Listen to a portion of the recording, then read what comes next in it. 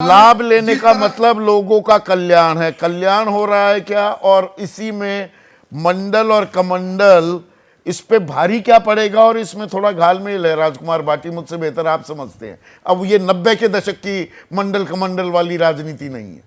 नहीं, आपकी डिबेट में दो प्रश्न बहुत महत्वपूर्ण उभरे हैं जिनके जवाब मुन्ना जी को, मालवीय जी को या माननीय नरेंद्र मोदी जी को देने चाहिए।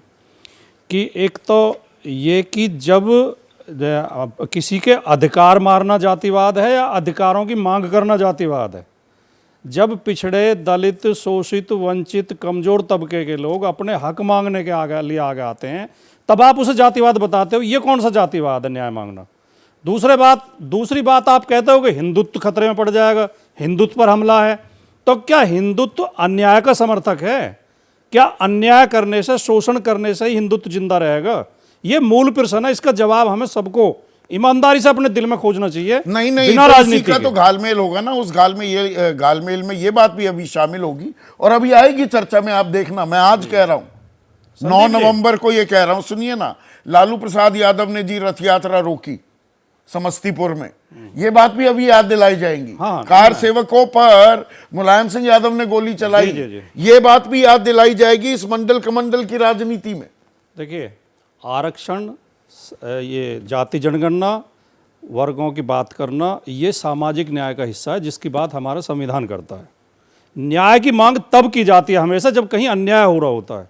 अगर अन्याय नहीं है तो न्याय की मांग क्यों उठाई जाएगी? तो ये मेरा मूल प्रश्न ये है कि जब आप न्याय की बात उठाई जाती है, सामाजिक न्याय की बात उठाई जाती है, आप कहते हो हिंदुत्व को तोड़ रहे हैं, हिंदुओं को तोड़ रहे हैं, तो क्या हिंदू धर्म अन्याय का समर्थक है, शोषण का समर्थक है, गैर बराबरी का समर्थक है, बेईमानी का समर्थक है? इस सवाल का जवाब आपको देना चाहिए। तो अब तो दूसरे आपका जो शो है पशुओं की तरह है, अपने साथियों के साथ हमने बर्ताव किया, आरक्षण 200 साल और जारी रखना पड़े तो रख लीजिए। आपका जो शो आपने दिया नाम मंडल बनाम कमंडल, मैं आपको बहुत संक्षेप एक घटना याद दिलाना चाहता हूँ। गुजरात में एक घटना हुई थी, आपको जरूर ध्यान होगा, दुबे जी को भी ध्यान होगा। एक दलित दूल्हे जो है घोड़े पे बारात निकालना चाहता था, लोगों ने उसे रोक दिया। वो कोर्ट गया, कोर्ट ने आदेश कर दिया, पुलिस आई।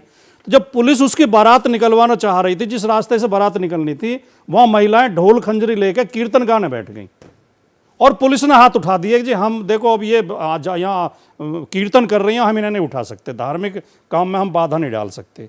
ये हमेशा जब पिछड़े दलित अपनी आवाज़ उठाते हैं तभी ये कीर्तन मंडली क्यों सामने आती है ढोल मंजीरे लेके? ये उनके हक मारने के लिए, उनका शोषण करने के लिए। जब राम का सवाल ये उठा रहे हैं, उसका भी जवाब देता हूँ। मैंने बहुत पहले एक गज़ल लिखी थी, उसका ये 2 पंक्ति बोलता हूँ कि अपनी अपनी समझ है सियासत के सवाल की, उनको चिंता राम की और हमको रामलाल की। ठीक है, आप राम की चिंता करो, लेकिन रामलाल की बात कौन करेगा जिसके हक 75 साल से मारे जा रहे हैं? चिंता है राम की। खेल हो रहा है कमंडल बनाम 2-3 वाक्य और बोल दो, बहुत कम समय दे। 2-3 वाक्य प्लीज, कृपया प्लीज। देखिए, ये जो राम की और मंदिर की और हिंदुत्व की और सनातन की बात करते हैं, इसके रिजल्ट बहुत लंबे हैं। अगले जन्म में फल मिलेगा। इस जन्म में कर्म करो, अगले जन्म में फल मिलेगा। हम उन लोगों की बात कर रहे हैं जिनके शरीर पर कपड़ा नहीं है, जिन्हें बराबर में नहीं बैठने दिया जाता, जिन्हें स्कूलों में। जैसे ही घड़ी का काटा दोपहर 2:30 पे आए, बबीता जी का दिल सास बहू साजिश के लिए मचल जाए। और ये है इनकी बहू, पूरे दिन ऑफिस की टेंशन हो जाए गॉन जब ये करें अपना फेवरेट शो फ्री टाइम पे ऑन। इनकी तरह आप भी देखिए अपना फेवरेट शो अपने टाइम पर और डाउनलोड कीजिए एबीपी लाइव ऐप अपने स्मार्ट टीवी पर।